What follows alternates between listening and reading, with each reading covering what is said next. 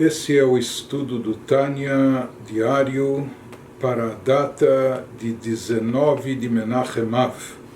Estamos na quarta sessão do Tânia, chamada de Igeret HaKodesh, a Carta Sagrada, e nós vamos estudar a carta de número 6.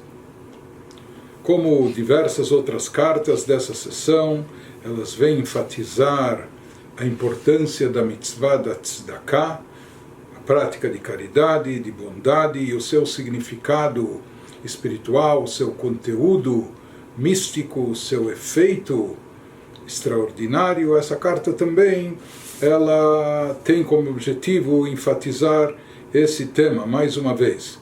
E ele começa com um versículo em Mishlei. O Alter Rebbe, Rav Shneur Zalman, abre a carta com um versículo no livro dos Provérbios do rei Salomão. Esse versículo diz: Bezorei atzdaka, zorei atzdaka, secher emet. Aquele que semeia tzedakah, ele tem como recompensa a verdade. Versículo em Provérbios 11, Perush. E o Alter Rebbe, ele já inicia essa carta interpretando e explicando esse versículo. Perush, Sheschar Zriat Tzedakah, Umidat Emet. Ou seja, ele nos diz que isso significa que o atributo de verdade, ele se constitui na recompensa que é dada por Deus para aquele que semeia tzedakah, para aquele que dá tzedakah, e aqui no versículo é chamado de aquele que semeia a tzedakah. E nós já vamos ver um pouco mais adiante o significado de tudo isso, inclusive o próprio fato, o motivo que o Alter Rebbe, Rav Shneur Zalman, abre esta carta, ele mesmo explicando o significado do versículo, porque na realidade, por trás dessa palavra secher, nós encontramos algumas diferentes interpretações nos nossos comentaristas clássicos. E aqui ele nos enfatiza, ele ressalta a explicação que é dada por alguns dos comentaristas, que a palavra secher está associada ao termo sachar em hebraico, que sachar significa recompensa. Ou seja, assim a gente leria, entenderia, interpretaria o versículo dizendo: Zorei tzedakah, aquele que semeia tzedakah, sachar emet, o sachar, secher, a recompensa dele vai ser o quê? Vai ser a verdade. Os comentaristas, eles dizem que o que significa que a recompensa é verdade. Então, alguns dizem que isso significa que aquele que dá e pratica tzedakah, aquele que semeia tzedakah nesse mundo, a sua recompensa será uma recompensa verdadeira, genuína, autêntica, uma recompensa de fato. Alguns explicam assim. Porém, o Alter Rebbe, ele nos diz, ele interpreta o versículo de uma outra maneira, ele nos fala que aquele que semeia tzedakah, qual será o seu sachar, qual será a sua recompensa? A sua recompensa será a verdade. O que ele vai obter, o que ele vai conquistar como recompensa, isso vai ser a verdade. Interessante que há um comentarista clássico chamado Ralbag, que ele, conhecido pelas iniciais, o acróstico Ralbag, ele nos diz: Mishe zorei tzedakah yesh lo sachar nifla, que aquele que semeia tzedakah nesse mundo pratica caridade e ele tem uma recompensa fabulosa. E no que consiste a recompensa? Ou seja, nesse caminho, nessa linha, segue também o Alter Rebbe: Bezeh sachar wa sagat emet. A recompensa consiste em obter e conquistar a verdade, asher hi kol pri hatzlacha enoshit. Mas esse comentarista nos diz, isso não é pouca coisa, porque a verdade, ela representa o fruto de todo o sucesso da humanidade. Ou seja, obter e conquistar a verdade, isso é uma coisa fabulosa, uma coisa extraordinária. De qualquer maneira, o Alter Rebbe prossegue na sua carta nos dizendo: Uchtiv, também está escrito, nós encontramos mais um outro versículo no profeta Micaeias, que nos diz: Titen emet le Yaakov, Deus dá, ele concede verdade a Yaakov, para Yaakov. בשבחה דקודשא בריחו הוא מסדר נביא, כמו שכתוב בזוהר הקדוש. E ele nos fala que aqui o profeta Michá, ele está descrevendo os louvores de Deus. Ou seja, que isso não é um pedido, não é uma solicitação que ele está fazendo. Deus, por favor, titen emet le Yaakov, conceda a verdade para Yaakov, ou Kehilat Yaakov, a comunidade de Yaakov, que são todos os Yehudim, que é todo o povo de Israel. Mas ele nos diz, não, isso é uma afirmação, ou seja, que ele está descrevendo a grandeza de Deus, o louvor de Deus, quando ele afirma, titen emet le Yaakov, que Deus dá e concede verdade para Yaakov. E assim também explica o Zohar HaKadosh, obra mística o Zohar. Ele nos enfatiza que esse versículo não é uma reza, um pedido, mas sim está descrevendo esse atributo de Deus que ele concede verdade para Yaakov. Perush HaKadosh Baruch Hu anoten midat emet le Yaakov. Ou seja, essa dádiva da verdade, isso que Yaakov conquista a verdade, nós já vamos ver e procurar entender em seguida o que isso significa. Isso é uma dádiva que lhe é concedida por Deus. Depois de trazer esses versículos na abertura da carta, pergunta o Alter Rebbe, Betzarich Leavin, é necessário entender, V'chi ein emet beYaakov chas v'shalom, ad she'akadosh baruch hu yiten lo milmala. Será que não existe ou que falta verdade em Yaakov? Deus nos livre, atribuir isso ao patriarca Yaakov. Será que falta para ele verdade a tal ponto que Deus precisa lhe conceder verdade de cima? Está faltando, ele está carente de verdade? Essas são as perguntas que ele faz na abertura. O ponto básico da explicação que vai se seguir, o Alter Rebbe vai nos dizer, por mais que a pessoa se esforce e se empenhe no seu trabalho espiritual, no seu serviço a Deus, e ele se empenhe de forma verdadeira, genuína, ou seja, se esforça, etc.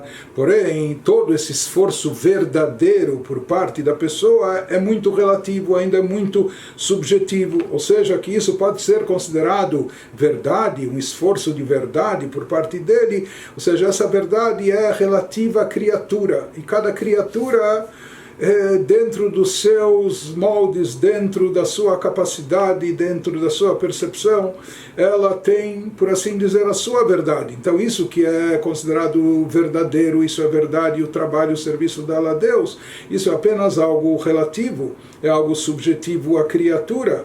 Porém, na realidade, aqui não se trata de uma verdade verdadeira, por assim dizer. Ou seja, em termos absolutos não se pode definir o serviço espiritual da pessoa, da criatura, como algo genuinamente verdadeiro, porque em relação aos padrões divinos, o que Deus considera verdade, aquilo que de fato é a verdade em termos absolutos, muitas vezes o nosso serviço a Deus, por mais genuíno que seja o nosso esforço, ou por mais que a gente acha que está se empenhando de verdade, mas talvez isso ainda nem arranha, nem chega perto da verdade absoluta. Por isso, existe aqui um conceito adicional que Deus outorga a verdade para a pessoa. Ou seja, quando se trata de obter a verdade real, absoluta, isso é uma dádiva divina, é algo que Deus concede, porque nós, da nossa parte, sozinhos, com apenas o nosso esforço pessoal, não iríamos alcançar isso. E ele vai nos dizer mais adiante como que a pessoa pode fazer jus e conquistar essa dádiva divina, que Deus lhe conceda a verdade absoluta de presente, ou seja, que o nosso serviço espiritual, etc., seja genuinamente verdadeiro. Ele vai nos dizer que isso pode ser obtido através de duas coisas: uma, através da prática da tzedakah, que ele chama aqui de semear tzedakah no versículo, e a outra fórmula para obter e conquistar essa verdade é através do serviço característico de Yaakov, através do serviço espiritual característico de Yaakov. E ele, porque o versículo nos falou, que Deus concede a verdade para Yaakov. Ele vai começar nos explicando aqui o segundo aspecto, a segunda fórmula, ou seja, aqui uma das maneiras de obter e conquistar essa verdade, ou seja, que o nosso serviço espiritual, nossa elevação espiritual seja genuína e verdadeira. Isso, essa força vem de cima, vem dos céus, é concedida por Deus. Então, uma das maneiras de conquistar isso é seguindo os passos do patriarca Yaakov e a sua forma de servir a Deus.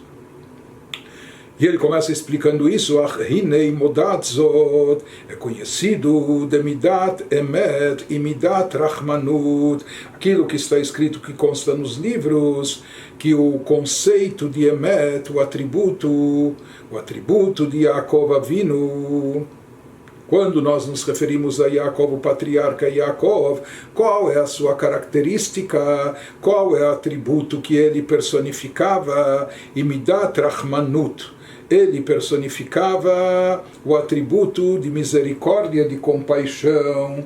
Essa era a característica de Yaakov Avinu, do patriarca Yaakov. Cada um dos patriarcas tinha uma característica própria. Abraham, ele personificava Chesed, bondade. Yitzhak já personificava mais temor reverencial a Deus, Gvurá, que está associado com rigor. Já Yaakov, que ele personifica a terceira da Sefirot, aquela do meio, por assim dizer, Tiferet, aquela Sefirá, aquele atributo que é chamado de beleza e esplendor, e nós já vamos ver um pouco do porquê ele leva esse nome. Então, isso está ligado com Rachamim, Rachamim, que significa compaixão ou misericórdia. E nós já vamos entender daqui a pouco a diferença entre Chesed, bondade, que era a característica de Abraham, e Rachamim, misericórdia, compaixão, que era a característica de Yaakov. Ele nos diz que Yaakov, ele tinha de forma mais evidente dentro de si o atributo de Tiferet, a terceira das forças chamadas emocionais, entre as Sefirot, os atributos divinos pelos quais ele rege o universo. Então, qual a característica de Tiferet? Por isso ela é chamada de beleza. Tiferet envolve, abrange dentro de si tanto Chesed como Gvurá, tanto Chesed, bondade, como também rigor e severidade. Ou seja, ela contém dentro de si ambas as coisas. Por isso ela é chamada de Tiferet, beleza, porque em geral, assim como uma roupa se torna bonita, ou uma pintura, um quadro, quando é utilizada uma única cor e tonalidade, pode ser clássico, pode ser interessante, mas o que dá mais vida, graça, beleza, o que torna a coisa mais esplendorosa, quando há uma combinação de cores, quando há uma mescla, uma mistura de tonalidades. Assim também, o que torna essa sefirá de Tiferet algo belo, esplendoroso, é justamente essa mescla que ela contém dentro de si das duas sefirot, de Chesed e de Gvurá, de bondade e de rigor e severidade.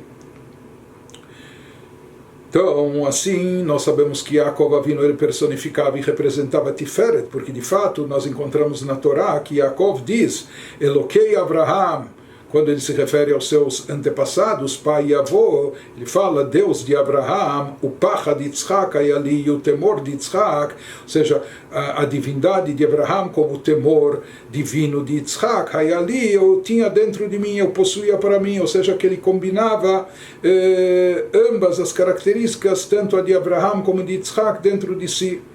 E esse é um dos conceitos do atributo de Tiferet, que ele está ligado a característica de Rachamim, compaixão, misericórdia ou piedade. Chesed, o que significa bondade? Bondade, aquele que tem bondade, ele faz bondade com tudo e todos, até de forma indistinta, sem condições. Assim era Abraham. Abraham era uma pessoa bondosa, que praticava bondade, por isso ele era bondoso literalmente com todo mundo. Ele era capaz de suplicar a Deus até pelos habitantes de Sodoma e Gomorra, que eram as pessoas mais cruéis, pervertidas, as pessoas mais ruins, más que haviam na face da terra, sem solução. Mas até por eles Abraham intercedia. Quando Deus diz para Abraham, quando Abraham está preocupado com a continuidade do judaísmo das suas gerações, Então, Deus se revela a Abraão, fazendo uma promessa que ele vai ser abençoado no futuro, mas ele diz, Lu Ishmael, fanecha, olha, para mim, quisera que já Ishmael, o filho que ele já tinha com a concubina Hagar, se ele seguir no teu caminho, tipo, para mim já está bom, ou seja, na bondade de Abraão, ele só via o bem, de forma indistinta em todo lugar. Ele só praticava a bondade com tudo e com todos, independente se aquela pessoa merecia um approach, uma atitude bondosa ou não. O que ele sabia fazer, o que ele gostava de fazer, o que ele praticava, Abraham era bondade, sempre bondade incondicional.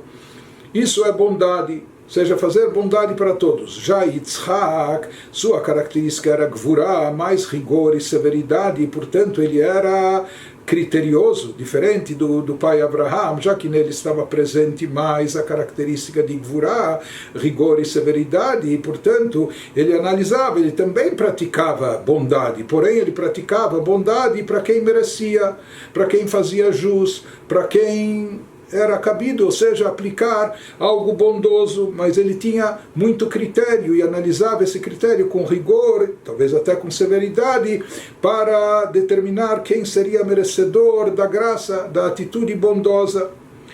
Yaakov, ele combinava ambas as características, e isso dava origem a Rachamim, que é compaixão, misericórdia. O que significa? Qual a diferença de bondade, Chesed de Abraham, com misericórdia, compaixão de Yaakov?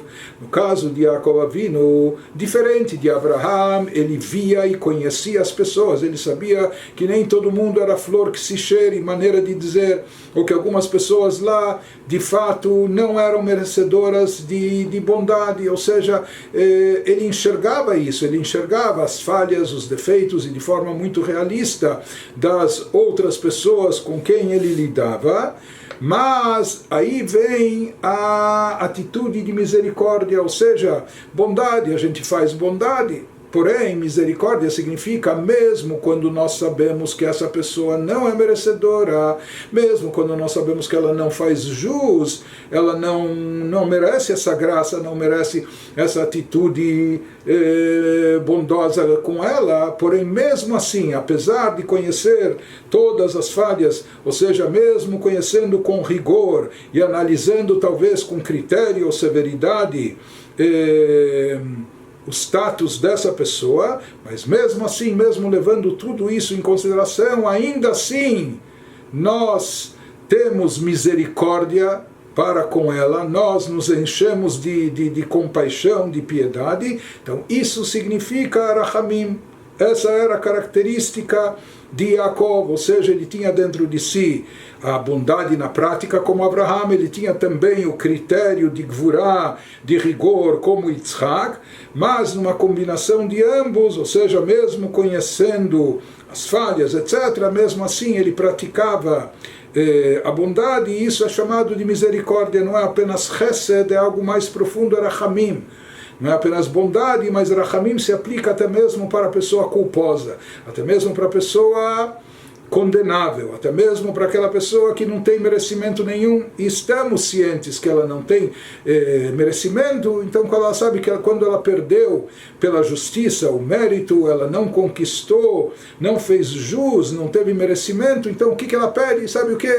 Ela apela para a misericórdia, ela pede por piedade, tudo bem, se não é por merecimento próprio, que seja por piedade, que atuem com ela de forma positiva. Essa característica de Yaakov, atributo de Tiferet que ele personificava, isso dava vazão a essa atitude de Rachamim, de misericórdia e compaixão para com as pessoas.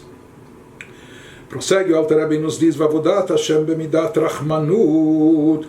O que significa e o que simboliza? Tudo bem, nós entendemos aqui o que significa praticar, agir com misericórdia, com compaixão, na hora de praticar bondade, etc. Mas o que significa em termos espirituais, particulares e individuais, o serviço a Deus com a característica de Rachamim, ou seja, a pessoa consigo mesma. Que significa para ela utilizar esse poder de Tiferet, de Rachamim, para se elevar no serviço espiritual. nos fala, isso consiste no que? Explica o Alter Rebbe, Hi abba meitorerut rachamim rabim belev ha'adam al nitzotz elokut shebenafsho arechoka meor pnei Hashem. Ele nos diz que isso consiste na pessoa saber se conscientizar e saber despertar uma misericórdia intensa no seu coração, misericórdia, pena, piedade de si mesma. Em que sentido? Pessoa despertar uma misericórdia intensa sobre a centelha divina que se encontra na sua alma, ou seja, quando o Yehudi se conscientiza que ele é portador de uma alma divina, que essa alma divina tem uma fagulha, uma centelha, uma faísca da própria divindade. Porém, a partir dos seus atos, já ele se encontra num habitat como o nosso, no mundo terrestre, o mundo materialista. Ele está revestido, investido num corpo físico que tem suas tendências, inclinações, etc. E isso tudo faz com que a centelha divina que está presente dentro dele, do Yehudi, acabe ficando reprimida, acabe ficando oculta, afastada da luz divina, da luz do semblante de Deus. Semblante de Deus, como a gente já explicou várias vezes, a palavra panim também vem de primiut. Primiut significa a parte mais interna, o âmago. Assim também, essa faísca divina originalmente, ela está vinculada à parte mais profunda da essência da divindade, porém, aqui, no corpo físico, no mundo material, ela acaba se desconectando um pouco, acaba ficando um pouco afastada de tudo isso, principalmente kasher olech bachoshech, bechoshech hevlei haolam, quando a pessoa está vagando na escuridão, quando a pessoa caminha nas trevas espirituais, ou seja, quando a pessoa se conduz nesse mundo andando como na escuridão espiritual. É sabido que a Torá é chamado de Torá Or. A Torá é luz, ilumina. As mitzvot são como velas. Quando a pessoa está afastada, Deus nos livre de Torá e mitzvot. Então, espiritualmente falando, ele anda, ele caminha pela escuridão, nas futilidades, nas banalidades do mundo físico e material. Então, isso causa um rebaixamento muito forte, um afastamento para a centelha divina, espiritual, que se encontra dentro da pessoa, e a situação dela fica tão triste, é uma coisa tão, ou seja, que é um potencial imenso que nós temos dentro de nós, mas isso fica reprimido, isso fica oprimido, isso fica oculto, encoberto, não se deixa manifestar, não se dá vazão. Então é uma pena. Nós simplesmente temos que ter pena, piedade, despertar misericórdia, evocar compaixão pela centelha divina, para com a centelha divina, a faísca divina que se encontra enclausurada dentro da nossa alma, nessa situação degradante, que nós a levamos a isso, que nós a conduzimos através da nossa conduta no mundo, andando pela escuridão. Então, isso se fala, esse é o serviço espiritual de Rachamim, a pessoa saber despertar piedade sobre a centelha divina espiritual da sua alma, que se encontra afastada. Vetorerut Rachmanut Zu Iba Meatvuna Veadat Bigdulat Hashem. Como a pessoa desperta essa misericórdia sobre sua centelha divina, ele nos fala que isso é derivado da consciência, da conscientização da pessoa, quando há por parte da pessoa um entendimento e um conhecimento sobre a grandeza de Deus. Quanto mais a pessoa se conscientizar, entender, absorver esses conceitos sobre a grandeza divina,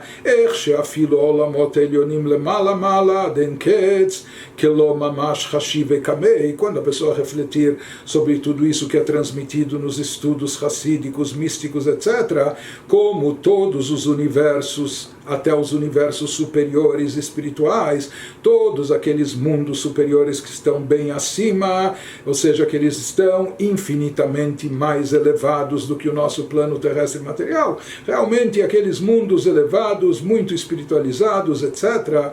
Porém, mesmo esses níveis sagrados e elevados diante de Deus, que lo mamash hashiv kamei, eles são considerados como nulos, como nada, ou seja, com toda a sua grandeza, com toda a sua elevação, com toda a sua espiritualidade, mas diante da essência de Deus, eles são completamente nulos, considerados insignificantes, como absolutamente nada.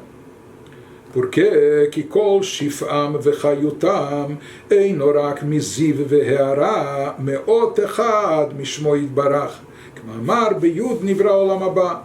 Porque se a pessoa considerar aquilo que nós já estudamos anteriormente, já mencionamos até prolongadamente, quando se sabe que todo o fluxo vital que dá existência e vida a todos os seres e criaturas, inclusive os celestiais, superiores, elevados, toda a sua fonte de vida, todo o fluxo que emana dentro deles para deixá-los existentes, tudo isso é derivado do quê? Tudo isso vem apenas de um pequeno reflexo, de apenas um pequeno raio da luz divina, de um mero reflexo. E esse mero reflexo, ele é simbolizado numa metáfora que é utilizada pelos nossos sábios, como toda essa força, por assim dizer, é derivada de uma única letra do nome de Deus, como nós já falamos disso em carta anterior, que Mamar, como os nossos sábios afirmam, Beyud Nivra Olam Haba, que mesmo o mundo vindouro, que é um mundo elevado, um mundo espiritual, um mundo sagrado, etc., onde lá há manifestações infinitas, onde lá não há limitações físicas, não há o aspecto corpóreo, não há materialismo, pelo contrário, tudo lá é abstrato, espiritual, elevado, sagrado, mas todos esses mundos espirituais elevados, todos foram criados apenas a partir de uma única e pequena letra do nome de Deus, do tetragrama, que é a letra Yud. Então isso simboliza e representa o quê? Que na realidade a origem de todos os seres e criaturas, mesmo os mais elevados, tudo isso é proveniente e derivado de um mero reflexo, de um mero raio da luz divina, ou seja, de algo insignificante, o que torna, portanto, ou seja, se toda a vida e existência de todos os seres e criaturas, mesmo os mais elevados celestiais, tudo isso vem de um mero reflexo, como de uma única letra, não é? Assim como, imagina, o ser humano até que é limitado, é mortal, finito, mas para ele uma letra, uma palavra não representa nada. Então, quanto mais a Deus que é infinito e limitado, uma letra de onde se origina todos esses campos espirituais também é completamente, tudo isso é insignificante. Ele nos fala, Vehine beziv veharazu, Sheu itpashtut achayut mishmo yitbarach, desse raio da luz divina, desse reflexo derivado de Deus. Que isso representa uma propagação da vitalidade oriunda do nome sagrado de Deus. Essa força vital derivada do nome de Deus, ela vem para dar vida e existência a todas as criaturas, seja superiores espirituais, como inferiores às criaturas terrestres. Então ele nos diz, quando a gente considera esse reflexo da divindade, aí aí existe uma diferença e variação ben elionim letachtonim, se formos comparar os seres, criaturas, os campos espirituais superiores em relação aos seres e criaturas do campo terrestre, físico e material, do campo inferior. Existe uma diferença, por isso os nossos sábios afirmam que esse nosso mundo material é derivado de uma outra letra, também só de uma letra do nome de Deus, mas de outra letra, da letra Rei. Seja que ele está nos dizendo, se nós falarmos do reflexo da luz divina que dá origem a todos os mundos, a todos os seres, então aí nós dizemos que tudo está anulado em relação a Deus. Porém, quando a gente se refere à força vital emanada, derivada de Deus, aqui já há algo que tem a ver com o mundo, ou seja, que Deus emitiu essa energia, esse pequeno reflexo para dar vitalidade a cada ser e criatura. Então, nesse caso, a gente não pode dizer que em relação a esse reflexo as criaturas sejam insignificantes, porque elas surgirem, elas recebem a sua vitalidade a partir deles. Então, aqui as criaturas têm alguma relação com essa força vital que lhes dá existência, e aí existe uma variação entre os chamados mundos superiores e os mundos inferiores, o campo espiritual mais sagrado, elevado, abstrato, em relação ao campo terrestre, físico e material. Prossegue o Alter Rebbe e nos diz, e assim como em relação a esse reflexo da luz divina, essa força vivificante que dá existência, energia vital para todas as criaturas, em relação a ela, as criaturas, os mundos, por assim dizer, ocupam espaço, não é? Eles têm alguma importância, mas cada um vai ter importância de acordo com seu nível, de acordo com sua categoria espiritual. Sim, ocorre, como ele vai nos especificar a seguida, em relação às criaturas específicas. Ele nos diz, וכן כל שינויי הפרטים שבכל עולם ועולם הוא לפי שינויי צירופי האותיות. Ou seja, aqui ele está nos explicando, ele começa nos falando que no início, em relação à essência divina, todos os mundos superiores e inferiores são insignificantes.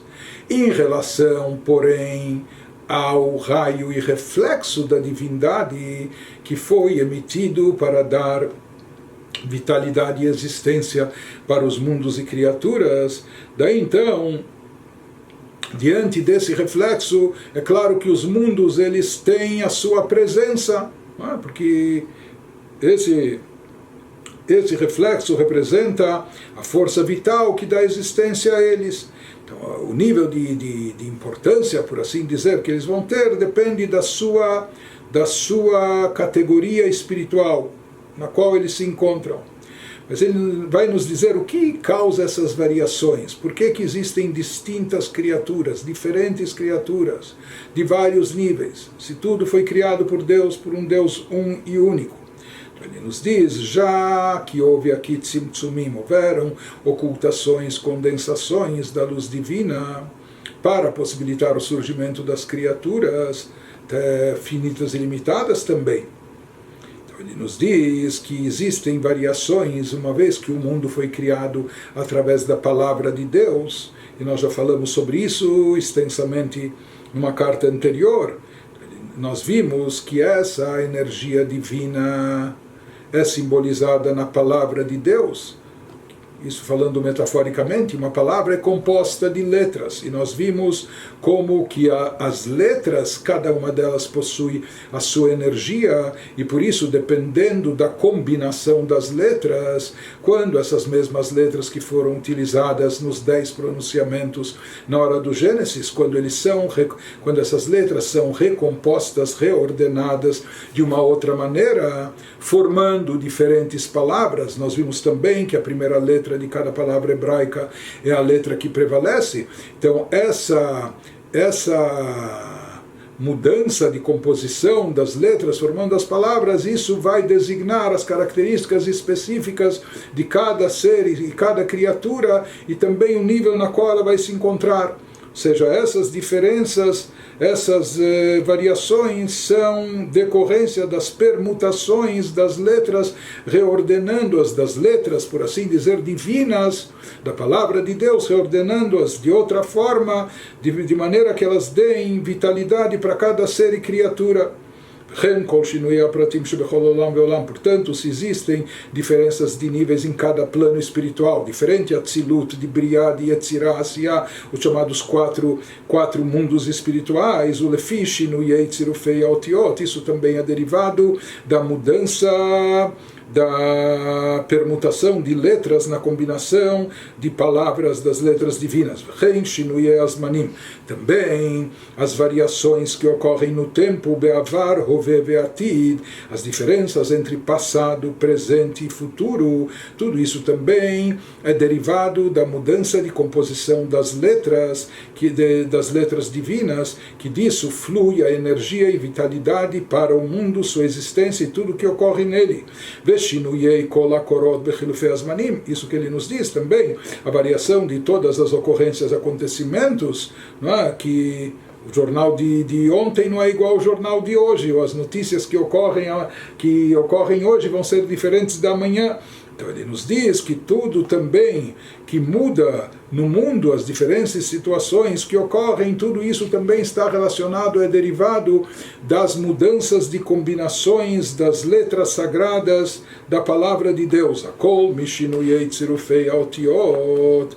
Então tudo isso é derivado dessas permutações, shehem hein amshachat achayut mimidotav itbarach shemo, porque elas representam, essas letras das palavras divinas, elas representam a força de energia divina que é atraída para dar vitalidade ao universo, aquilo que é atraído e desencadeado dos atributos divinos. Então isso, por assim dizer, se materializa, toma corpo através das letras das palavras de Deus. Como isso, o Alter Rebbe, ele nos remete à segunda parte do Tânia, dizendo que ele explicou isso no capítulo 11 daquela segunda parte, Shara Ichud Vemunah. Ele nos fala que todas essas variações, todas essas permutações das letras divinas, elas nos fazem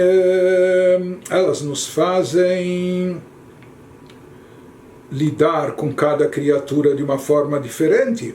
Ou seja, que cada criatura depende daquilo que está em Atzilut, as Sefirot, as forças atuantes dos atributos divinos em Atzilut, ou anjos, ou almas que estão presentes no mundo de Briá, ou outra categoria de anjos no mundo de Etzirá, e assim por diante.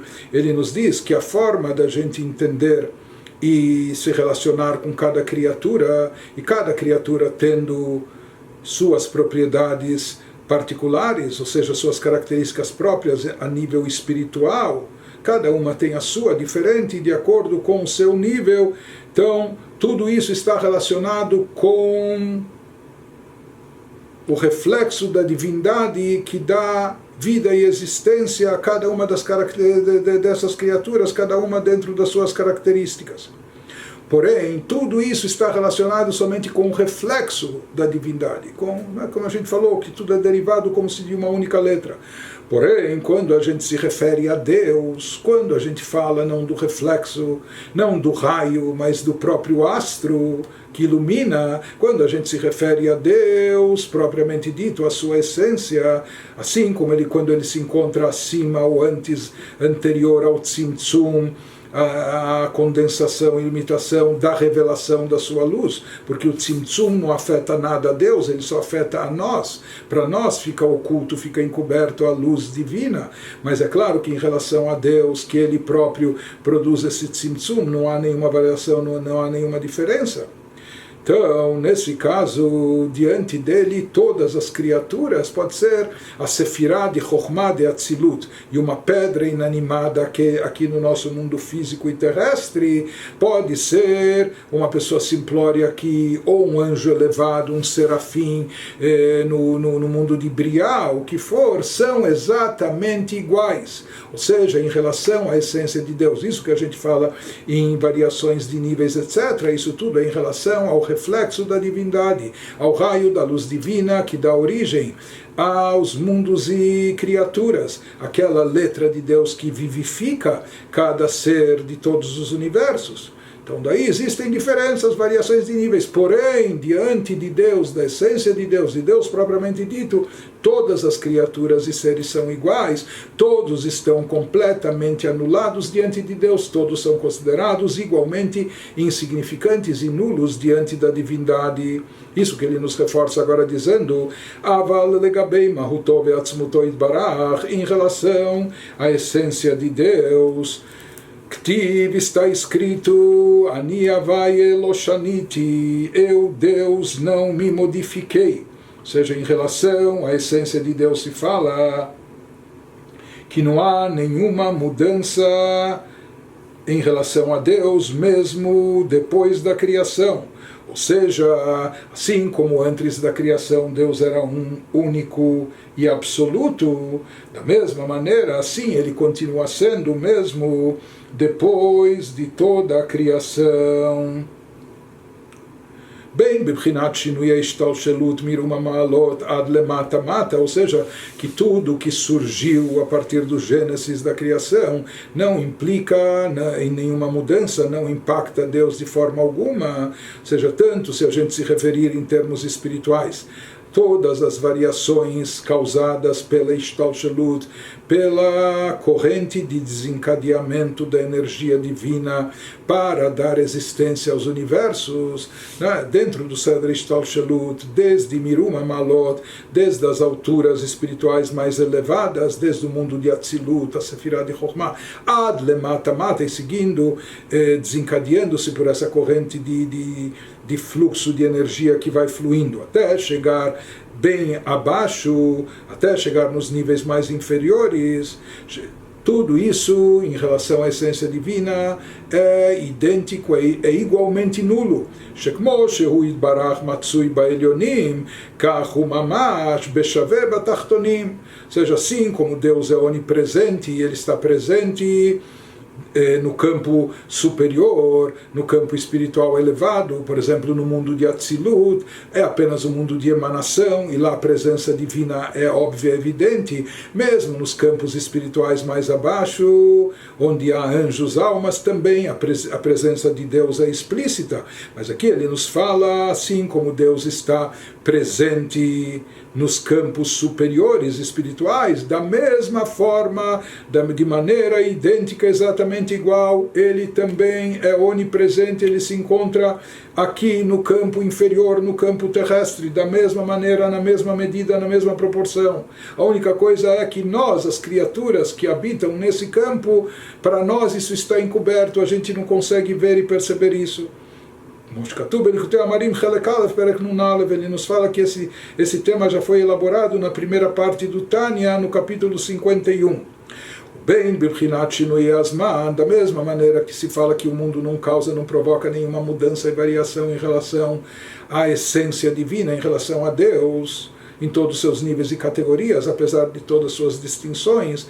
Da mesma forma, igualmente ele nos diz que as variações em tempo não causam nenhuma mudança em relação a Deus, ou seja, shekmo shehayahu levado, hu yachidu meyuchad lifnei sheshet emei bereshit, assim como Deus, ele reinava sozinho, ou seja, que Deus estava apenas e tão somente ele era um e único, ou seja, numa unidade, numa unicidade completa antes dos 6 dias do Gênesis da criação. Apesar que é difícil até falar disso, porque na verdade o próprio tempo é uma criação, mas, ou seja, a gente não tem outra forma de expressar, então a gente diz que Deus era um e único antes do início da criação, antes dos 6 dias do Gênesis. Exatamente igual, e assim ele também é e continua sendo após a criação, ou seja, ele continua sendo um, único, solo, etc., exatamente como era antes da criação, assim ele prossegue sendo depois do Gênesis e criação.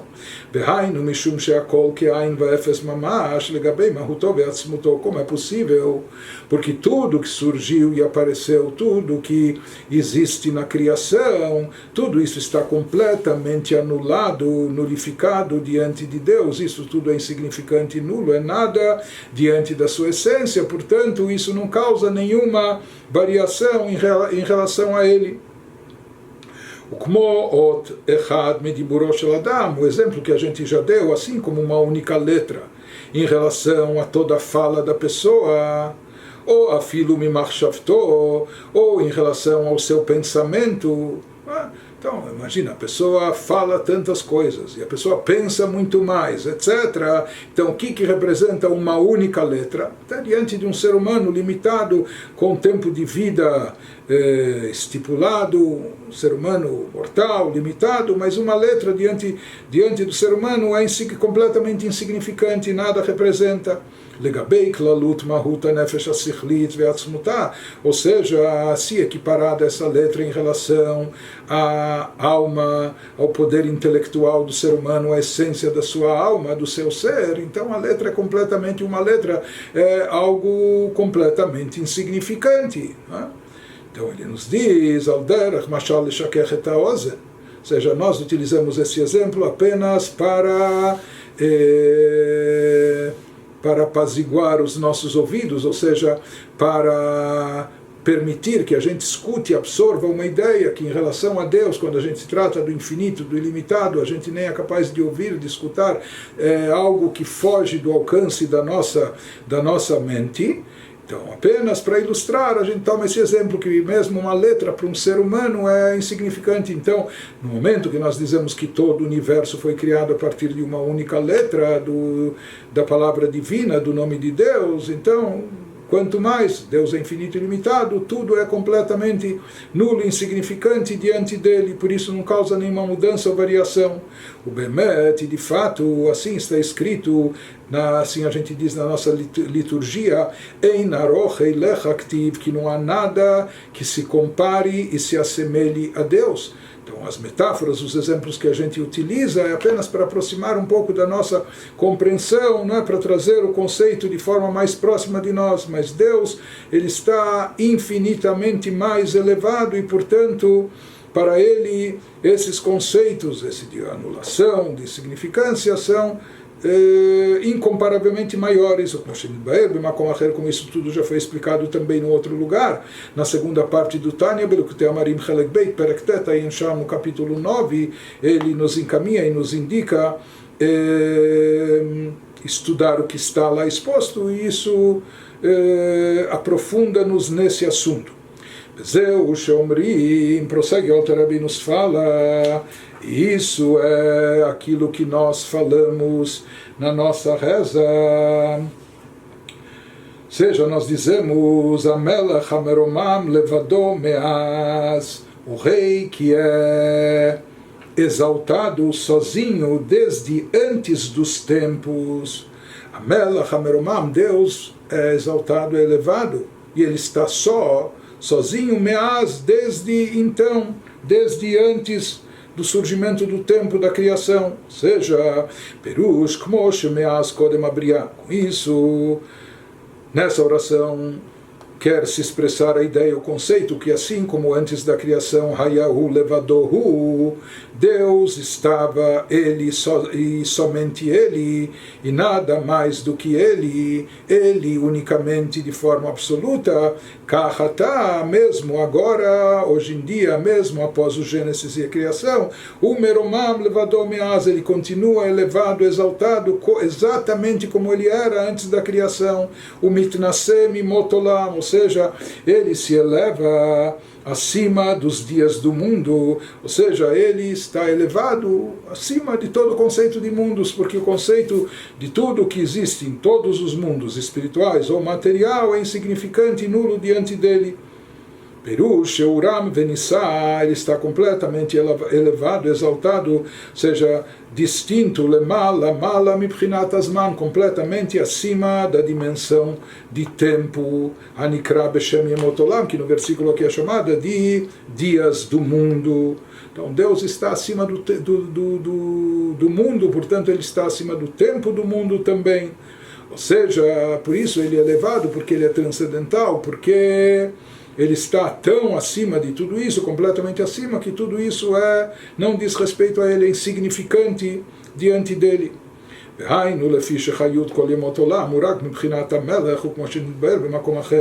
Isso também, explicado na linguagem cabalística, se fala derivado do conceito de que toda a vitalidade do mundo, inclusive o conceito de tempo, passado, presente e futuro, etc., todas essas dimensões, elas são originárias do conceito Melech, HaMelech, de Deus, da Sefirah de Malchut, do atributo de reinado, soberania, de Deus atuando como rei, conforme explicado em outro lugar. E nós já vimos que Malchut está relacionado com fala, com expressão verbal, assim diz o Zohar, Tikkun Zohar, Malchut Peh, que Malchut é como a boca, Por isso, a partir de Malchut, boca é de onde se proferiu, boca figurativa, não é? Apenas utilizando a metáfora de onde surgiu a palavra divina, as letras que dão energia para a criação de todos os seres. Então, apenas em Malchut, apenas nessa Sefirá, é que há espaço, é lugar para conceber rei, quando há súditos, quando há sobre quem reinar.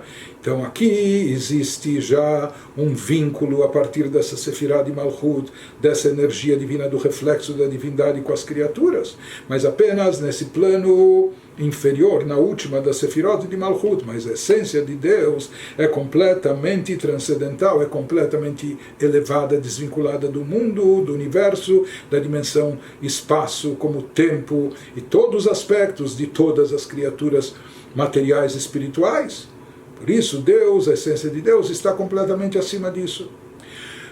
Então, aqui, tudo, quem se lembra, ele está nos descrevendo o que significa refletir e meditar sobre a grandeza de Deus, porque ele estava nos dizendo como a pessoa vai despertar piedade e misericórdia sobre a sua centelha divina, que se encontra limitada, se encontra enclausurada dentro do corpo físico da pessoa, com suas tendências, inclinações corpóreas e com suas vontades materialistas, etc., o que acaba obscurecendo essa centelha divina. Então nós falamos como a pessoa vai despertar misericórdia e compaixão sobre a sua espiritualidade reprimida através da meditação na grandeza de Deus. Então, quando a pessoa, por um lado, refletir e meditar em tudo isso que nós expusemos acima, descrevendo a grandeza de Deus, o quanto todos os mundos, universos estão completamente anulados diante dele, são totalmente insignificantes diante dele.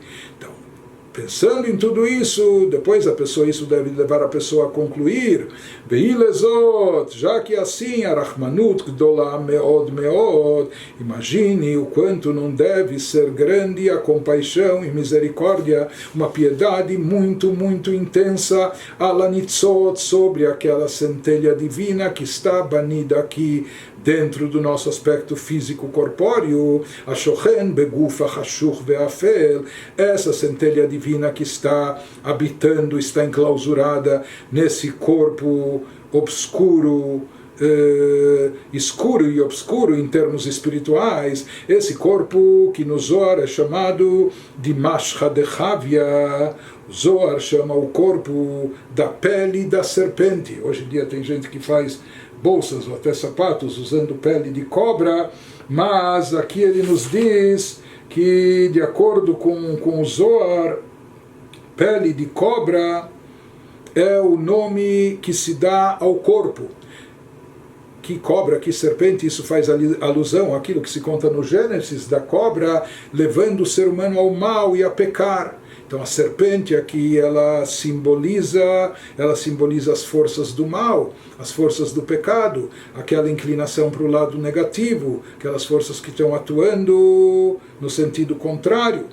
E o Zohar nos diz que o corpo, com suas tendências, o corpo na verdade é um veículo. O problema é, ele está no mundo materialista, ele está cercado de tudo que está cercado, e há um apelo muito grande, um assédio muito grande para que ele busque autossatisfação, o prazer físico, corpóreo, etc. Então ele acaba caindo onde ele cai. Por isso o Zohar chama o corpo é uma embalagem, mas ele chama isso da pele da serpente. Ou seja, ele leva esse nome, uma vez que o Nahash Kadmoni, essa serpente que é descrita no Gênesis, como nós falamos, que ela foi a fonte do mal, ela foi a origem do pecado, aquilo que seduziu, que levou o ser humano a pecar e desviar-se da bondade divina.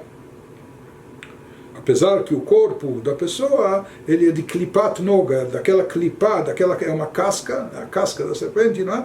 Mas daquela casca ainda que contém alguma luz. Porém, o próprio fato, quando a pessoa refletir por um lado na grandeza de Deus, por outro lado, que essa partícula da divindade que se encontra dentro dela, da pessoa, nessa centelha divina, ela se encontra não só embalada, mas presa, reprimida, oculta nessa pele de serpente, não é? Nesse corpo físico com suas fraquezas, sua fragilidade, etc. Halul lekabel tumah, ou seja, que ele é factível de receber impureza, o lidgael bechol ta'avot rachmanan litzlan, e pode acabar se sujando em todos os tipos de prazeres ou paixões, Deus nos livre. Ou seja, mesmo aqui ele nos trata, mesmo que a pessoa aqui não esteja saciando todos os seus desejos, não esteja realizando todas as suas paixões, mas o próprio fato de sua alma, de sua centelha divina se encontrar num corpo que tem essas inclinações, que tem essas tendências, que eventualmente ele pode acabar se envolvendo com as coisas negativas, impurificando a si mesmo, sujando a si próprio em termos espirituais. Então isso por si só já deve despertar uma extrema misericórdia e piedade dessa centelha divina presente dentro de nós. Porque de acordo com o que dizem nossos sábios, se não fosse Deus que nos ajuda, que nos protege, se não fosse Deus que serve de escudo para a nossa espiritualidade, benoten lo os veta'atzumot, e nos concede força e vigor, lilchom imaguf veta'avotavu lenatzcham, para combatermos o nosso corpo com suas inclinações físicas, com sua busca de prazeres físicos e corpóreos, e também, ou seja, se não fosse Deus que nos dá força e vigor para lidar com o corpo, para combatê-lo, e combater todas as inclinações, paixões, desejos, etc., e vencê-los, a gente não conseguiria.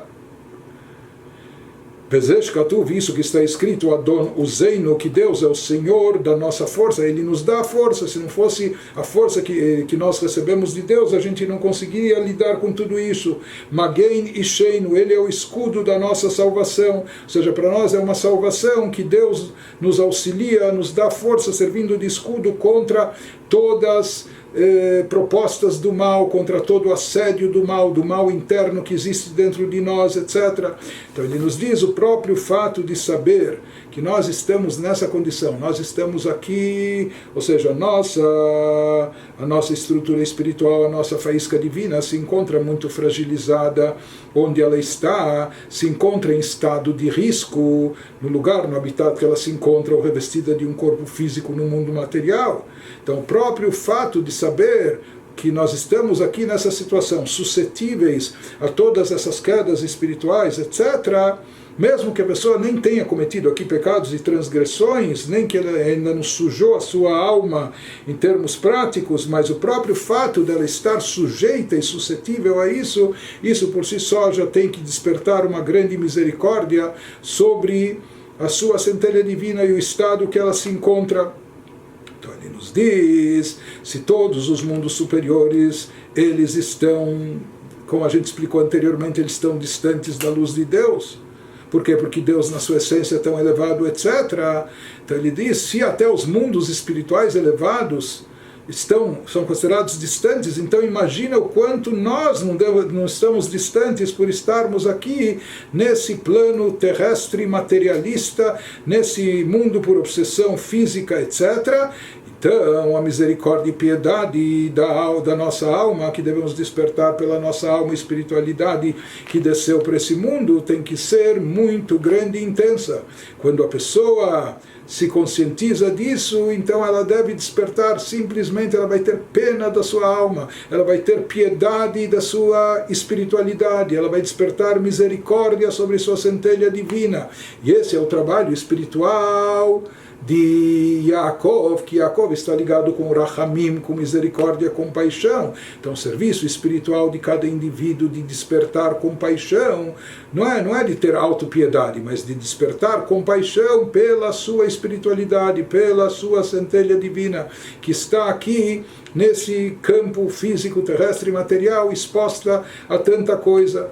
E com isso ele terminou a explicação daquilo que ele estava nos dizendo, que uma das fórmulas ele nos falou é de despertar a característica de Yaakov, ou seja, Ele estava nos dizendo como se obtém emet, como a pessoa chega a merecer que Deus lhe conceda a verdade, uma ligação espiritual genuinamente verdadeira. Então ele nos falou através de duas coisas. Uma delas era o serviço de Yaakov, ou seja, despertar Rachamim Rabim, despertar misericórdia intensa. Nós vimos sobre quem, sobre a centelha divina, e ele explicou como fazer isso, primeiro refletindo na grandeza de Deus, etc. Em seguida, a segunda fórmula de como atrair essa verdade genuína sobre nós é através da prática da tzedakah. Isso ele vai nos explicar mais adiante.